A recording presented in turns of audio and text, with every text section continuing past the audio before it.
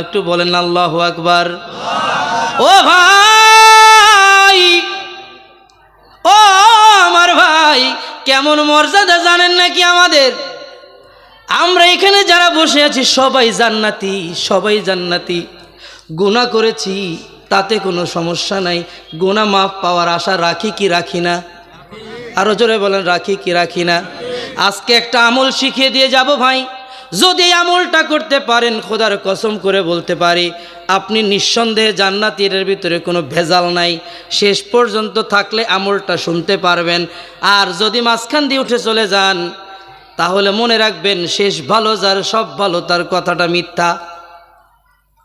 ভাইরা আমার, এবার শুনে নেন, আল্লাহ পাক বলছেন, ও বান্দা, আমি তোকে বান্দা বানাইলাম, এখানে শেষ করে দেই নাই, তোদেরকে আমি অনেক বেশি ভালোবাসি, যার কারণে আমি আল্লাহ তোদেরকে আদম আলাইহিস সালামের উম্মত বানাই নাই, আমি নূহ আলাইহিস সালামের উম্মত বানাই নাই, আমি ইব্রাহিম আলাইহিস সালামের উম্মত বানাই নাই, আমি ঈসা আলাইহিস সালামের উম্মত বানাই নাই। তোদেরকে বান্দা আমি অনেক বেশি ভালোবাসি, যার কারণে আখিরি জামানার নবী মুহাম্মদুর রাসূলুল্লাহ সাল্লাল্লাহু আলাইহি সাল্লামের উম্মত হিসাবে বানিয়েছি। এক নম্বর জবাব পাইছেন কি পান নাই? আমরা জান্নাতি কি জান্নাতি না? একটা দলিল পেয়েছেন কার উম্মত হয়েছি? আমার নবীর। এবার আসেন দলিলের ভিতরে ঢুকি। আল্লাহর নবী বলেছেন, আমাকে মহব্বত করে অন্তর থেকে ভালোবেসে যদি কেউ দুরূদ পড়ে আর যদি আমার কথাগুলো পালন করে, আমি তাদেরকে জান্নাতে না দেওয়া পর্যন্ত আমি মুহাম্মদ ইবনে আব্দুল্লাহ জান্নাতের ভিতরে প্রবেশ করব না।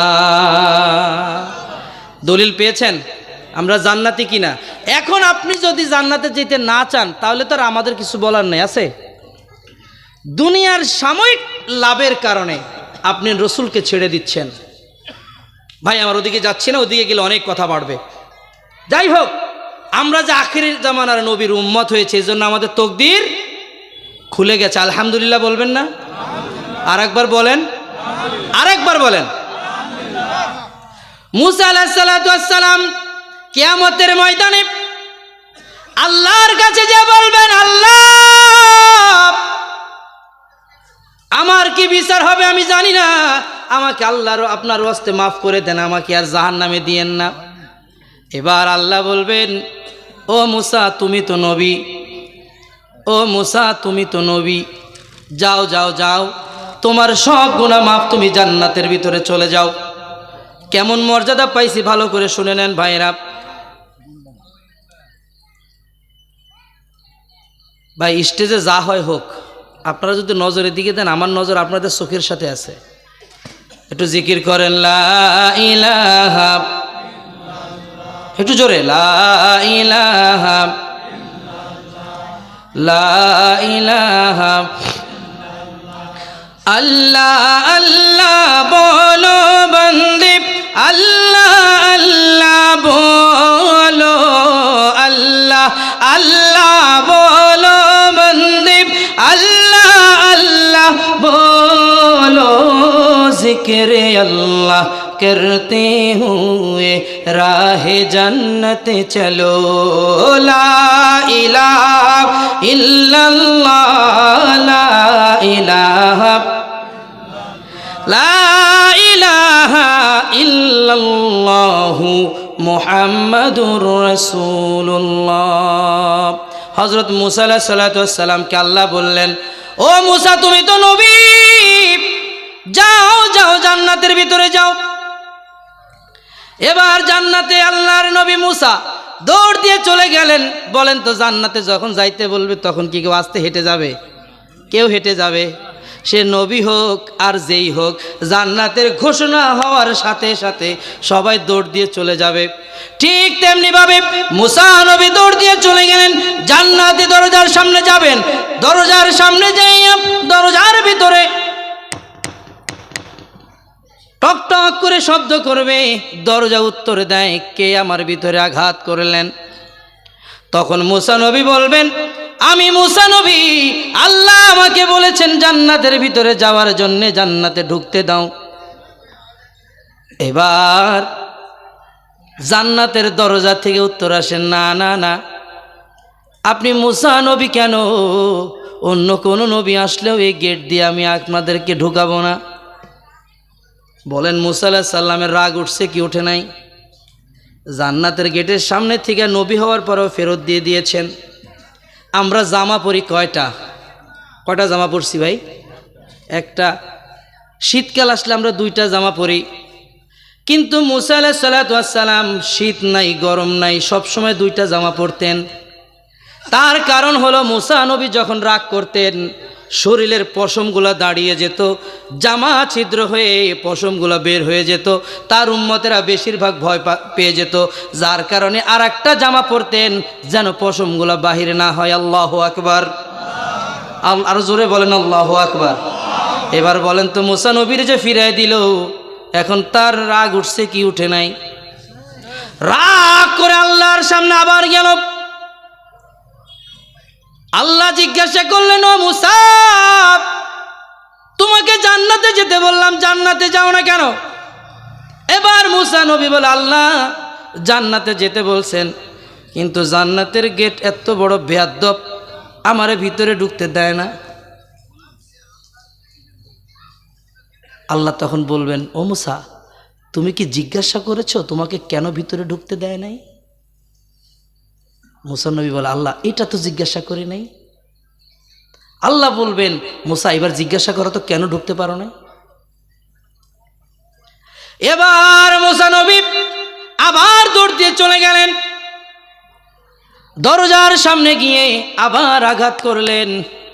দরজা আবার প্রশ্ন করে, কে? তখন মুসা নবী বলেন, আমি মুসা নবী, আল্লাহ আমাকে বলছেন জান্নাতে যেতে, জান্নাতে যেতে দাও। দরজা উত্তর দেয়, না না, এই দরজা দিয়ে কোনো নবী ঢুকতে পারবে না, আগে কোনো নবী ঢুকতে পারবে না, কোনো রসুলও ঢুকতে পারবে না। তখন মুসা আলাইহিস সালাম আল্লাহর শিখিয়ে দেওয়া প্রশ্ন দরজার কাছে করে, কি কারণে ঢুকতে পারবো না? ও দরজা উত্তর দাও।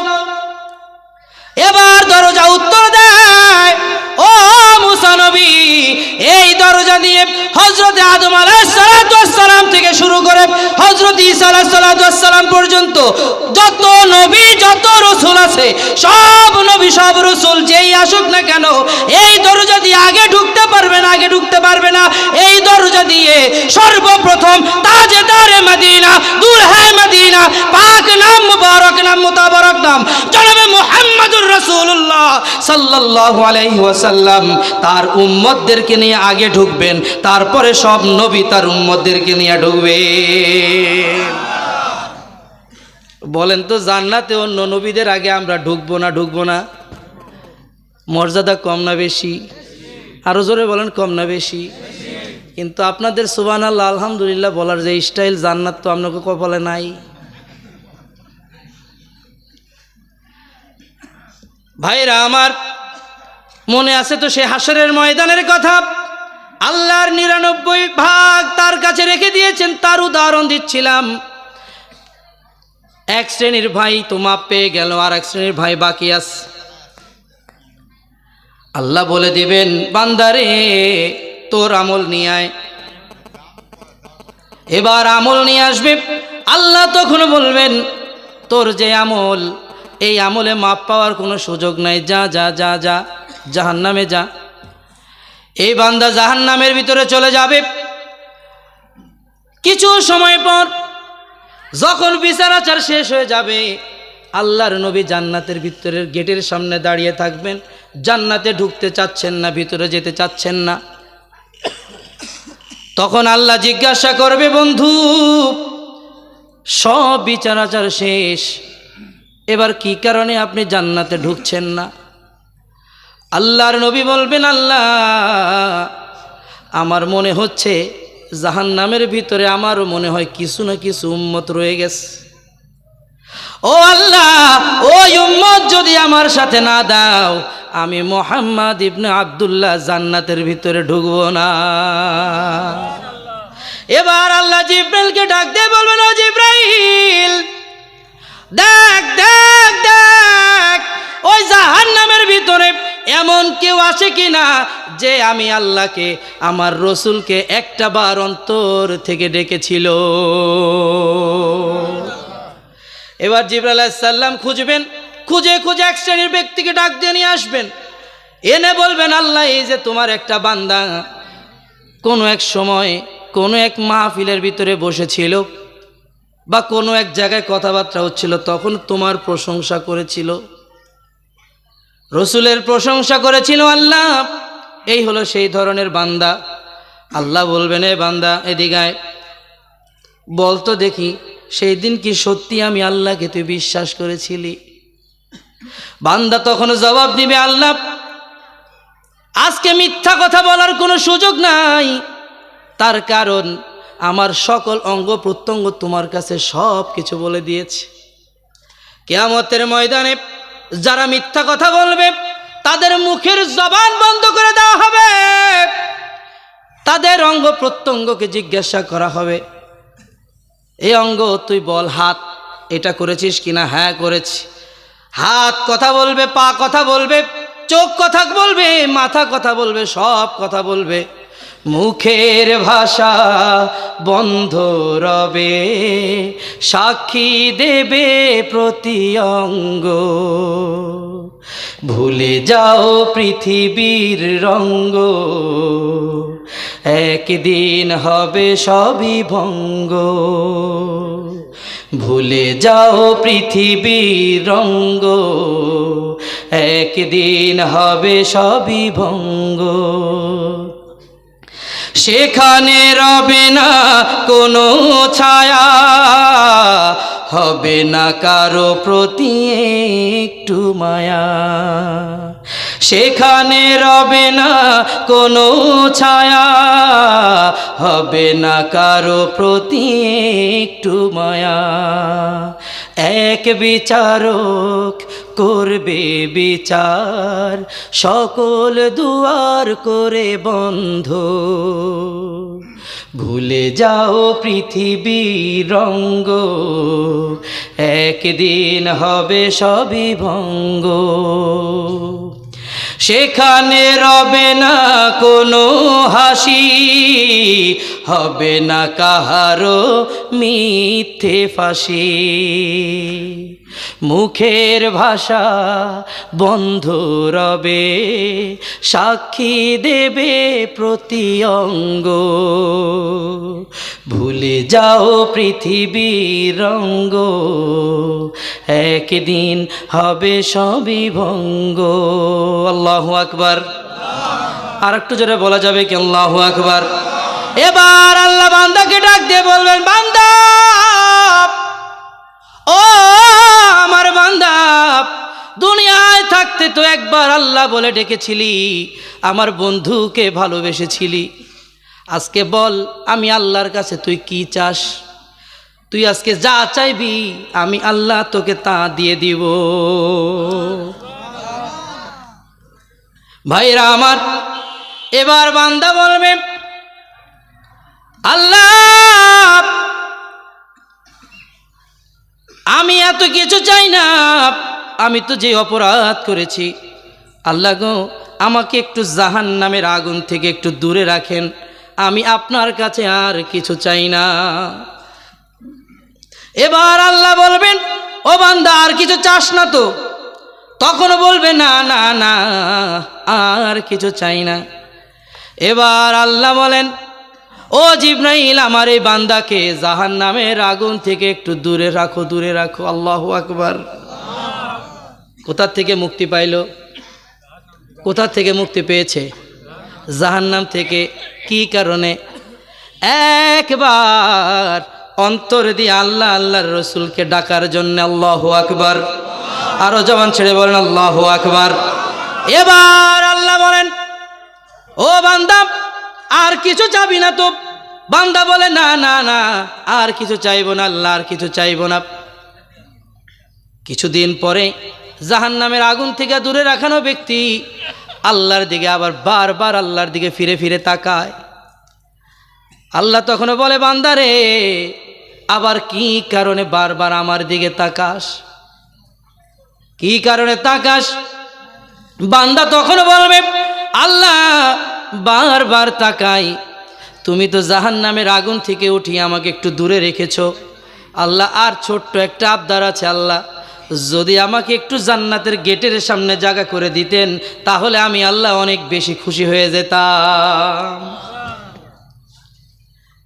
আল্লাহ তখন বলবেন, বান্দা আর কিছু চাস না তো, এটাই তো শেষ। বলে, আল্লাহ এটাই শেষ, এর চেয়ে বেশি আর আপনার কাছে কিছু চাইব না আল্লাহ। ও জিব্রাইল লেখাপড়া করো, ওর কাছ থেকে লিখিত নাও, এরপরে আর কিছু চাইবে না, লেখাপড়া হয়ে যাবে। এবার জান্নাতের গেটের সামনে যখন তাকে লাগানো হবে, যখন জান্নাতের গেটের সামনে যখন রাখা হবে, জান্নাতের গেটের নিচ দিয়ে মিষ্টি মিষ্টি চমৎকার চমৎকার বাতাস এসে তার শরীরের ভিতরে লাগবে। আল্লাহু আকবার। যখন জান্নাতের হাওয়া শরীরের ভিতরে লাগবে, উম্মাদ হয়ে যাবে, পাগল হয়ে যাবে, আবার বারবার আল্লাহর দিকে তাকাবে, আল্লাহর দিকে তাকাবে। আল্লাহ বলবে, আবার কিরে কি কারণে আবার তাকাস? তখন বান্দা বলবে, আল্লাহ যে আল্লাহ একবার ডাকলে পরে জাহান্নামের আগুন থেকে উঠাইতে পারে, যে আল্লাহকে একবার ডাকলে পরে যা বলি তা শুনতে পারে, সেই আল্লাহকে যদি আমি আরো কিছু দিতে বলি সেই আল্লাহ আমাকে সেটা দিবে। ও আল্লাহ, জমিনে থাকতে শুনেছি তোমার দুটি নাম, একটা হলো রহমান আর একটা হলো রহিম। এই দুইটি নাম নাকি তোমার অনেক পছন্দের নাম। এই দুইটা নামের উসিলা করে নাকি তোমার কাছে কিছু চাইলে তুমি নাকি তাকে কিছু ফেরত দাও না। ও আল্লাহ, শেষবারের মতো তোমার কাছে একটু আবদার, আল্লাহ যেই আল্লাহ জাহান্নামের আগুন থেকে উঠাইয়া জান্নাতের গেট পর্যন্ত এনে দিয়েছেন, সেই আল্লাহ যদি জান্নাতের একটা কোণায় আমাকে জায়গা করে দেন, আমি আল্লাহ বেশি খুশি হয়ে যাব। আল্লাহ বলবেন, ও জিব্রাইল, আমার নবীর উম্মত, আমার প্রিয় বান্দা অনেক সহজ সরল, ও যদি প্রথমেই আমার কাছে জান্নাত চাইতো, আমি আল্লাহ প্রথমেই তারে জান্নাত দিয়ে দিতাম। কিন্তু আমার এই বান্দা বুঝে নাই, আমার যে দুইটি নামের উসিলা দিয়েছে, এই দুইটি নামের উসিলার কারণে আমি আল্লাহ ওর সব গুনাহ মাফ করে দিয়ে ওকে আমি জান্নাত দিয়ে দিলাম। আল্লাহু আকবার। আল্লাহ পাক এই জন্য বলেন, কুল ইয়া ইবাদিয়াল্লাযীনা আসরাফু আলা আনফুসিহিম লা তাকনাতু মির রাহমাতিল্লাহ। আল্লাহু আকবার। আল্লাহ পাক বলেন, ও বান্দা, কি এমন গুনাহ করে ফেলেছিস, কি গুনাহ করেছিস যা ক্ষমা পাবি না? গুনাহ করেছিস, আমি আল্লাহর কাছে মাপ চা, আমি আল্লাহ তোর সব গুনাহ খাতা মাফ করে দিব। বান্দারে, গুনার কথা আগে স্মরণ করবি। গুনার কথা স্মরণ করে গভীর রাতে ফজরের আগে তাহাজ্জুদের নামাজ আদায় করে আমি আল্লাহর কাছে 2 ফোঁটা চোখের পানি ছেড়ে ছেড়ে আমার কাছে চেয়ে দেখ বান্দারে, আমি আল্লাহ তোকে মাফ করার জন্য জমিনের নিকটবর্তী হয়ে যাই। সকাল থেকে রাত পর্যন্ত বান্দারা আল্লাহর জন্যে পাগল হয়, গুনাহ মাফ চাওয়ার জন্য আল্লাহর কাছে প্রার্থনা করে।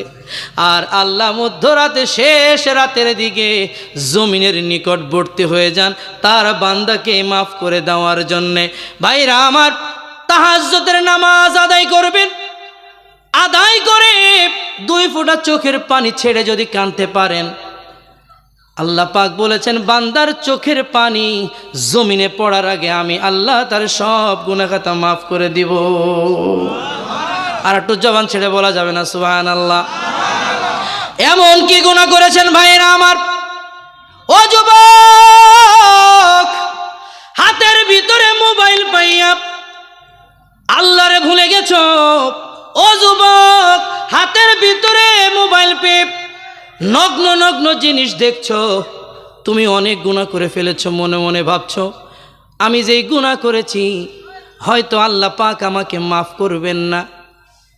যারা সুদ খায়, যারা ঘুষ খায়, তারা মনে মনে ভাবে আমি তো সুদ খাইলাম, আমি তো ঘুষ খাইলাম, আল্লাহ মনে হয় আমারে মাফ করবে না। এই চিন্তা করার কারণে সে ঘুষও ছাড়তে পারে না, সুদও ছাড়তে পারে না। তখন তার কাছে সুদটাকে হালাল মনে হয়, ঘুষটাকে হালাল মনে হয়। এমন ব্যক্তি আপনাদের এলাকায় একটাও নাই।